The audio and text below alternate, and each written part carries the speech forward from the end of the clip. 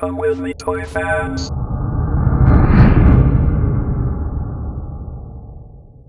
Hello toy fans. In the days after I uploaded my original video where I discussed Repro toys, a number of counter arguments have been thrown my way, so I just want to take a moment to address these arguments. The first argument is that people would be fine with Repro so long as it is clearly marked as being reproduction. And I completely agree with that. I don't want anybody to get ripped off, but unfortunately that battle has already been lost. Let me show you Exhibits A and B. Exhibit A is an original vintage Action Man Thompson submachine gun from the Long Range Desert Group outfit, first sold in 1979. Exhibit B is a 40th anniversary reproduction of the same weapon accessory, and it is not clearly marked as reproduction. Sure, so the educated collector can tell the difference with the Repro accessory because the texture of the plastic is slightly different, the shade of the paint apps is slightly different, but to the uneducated they could easily try and pass this off as original vintage. Now you're probably thinking, well, this is Action Man, what has this got to do with Star Wars?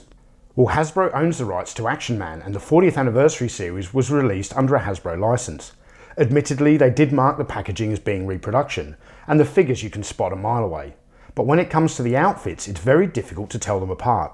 On the left is a reproduction outfit, and on the right is a vintage outfit. And we're not just talking about a handful of items here. The 40th anniversary series was huge. What's pictured here is only a fraction of it. So what will you ardent anti-Repro collectors do when Hasbro opens up the Repro factory? And they will. In a way, they've already started. The weapons from the retro collection, while educated collectors can identify them as not being original, they aren't clearly marked as reproduction, leaving the door open once again for the uneducated to try and pass them off as vintage. If they can do it with Action Man, they can do it with Star Wars, and as soon as Hasbro realises the potential in this cash cow, we're going to see reproduction Star Wars toy products in every toy shop in the world. This phenomenon isn't just unique to Hasbro toy licenses. Take this official reproduction of a Romulan action figure from the Mego Star Trek line. Unless you're educated, it's very difficult to identify it as not being original, and there are no markings on the accessories whatsoever. In the days following my last video on Repro toys, I was banned or blocked, whatever, from a number of different Facebook groups, and then I went on to remove myself from a number of others. And since then, well, I've actually been able to enjoy scrolling through my newsfeed without having to read all of the toxic rhetoric that I'm so used to seeing. Now I'm going to say it again for clarity. I don't want anyone to get ripped off. It happened to me once and it's not a nice feeling, but I advise you not to die on the hill for this one. Repro is a part of the hobby, whether you like it or not.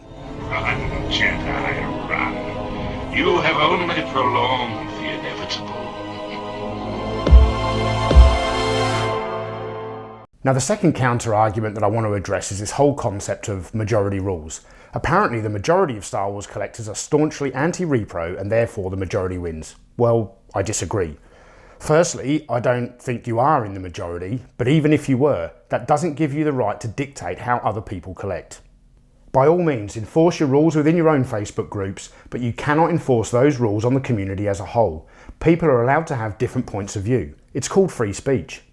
I'm also pretty certain you're living in a bubble if you do think you're in the majority on this. For starters, I don't know if you kind of ran some sort of worldwide census, but when you've been continually banning members from your Facebook groups for years for being pro-Repro, and you only mix in an anti-Repro circle, how can you have any idea if you're in the majority or not? Stop for a moment and look at the likes versus dislikes on this video. It doesn't look like the majority to me. Now I know some people say that the likes on this video must be biased because the people giving the likes are fans of my channel, but you also need to understand that I've built this audience over a 3-year period by mostly making videos about original vintage toys. Many people even left comments saying how surprised they were when they clicked on the video because they were simply expecting another anti-Repro tirade. And I really hope you spread the word and get everyone in your anti-Repro group to go and hit the dislike button on my video, because that's just going to generate more views for me and that's great for the channel. A lot of people in these groups have also said that they only have an issue with reproductions, but they are fine with customs. Well, I showed this comment in the last video and this person was talking about custom lightsabers, not repros. And yet this sort of disgusting comment is often accepted within anti-Repro groups. I almost feel as though it's encouraged, and that's what I have a real issue with.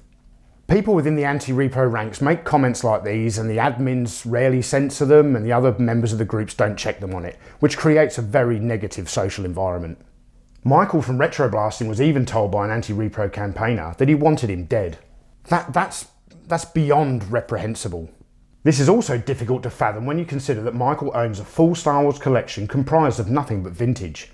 His biggest crime seems to be his live and let live attitude towards repro toys and his refusal to join the ranks of the anti-repro campaign. This is not the sort of community that I want to be a part of. Can't we all just get along? You know, collect vintage, collect repro, restore toys, make custom replacement parts.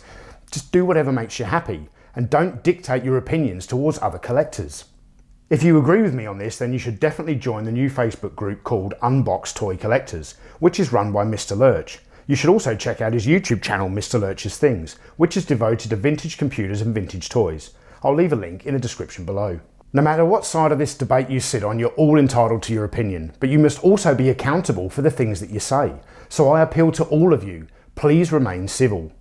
For the general decorum of our community, do not engage in threats. People should be allowed to restore childhood toys without copping disgusting abuse for it. I hope this is the last you'll hear from me on this topic, so I can get back to just making videos about vintage toys, but unfortunately I don't think the issue is sort of quite settled yet. But anyway, look, thanks for watching guys, and I'll see you soon.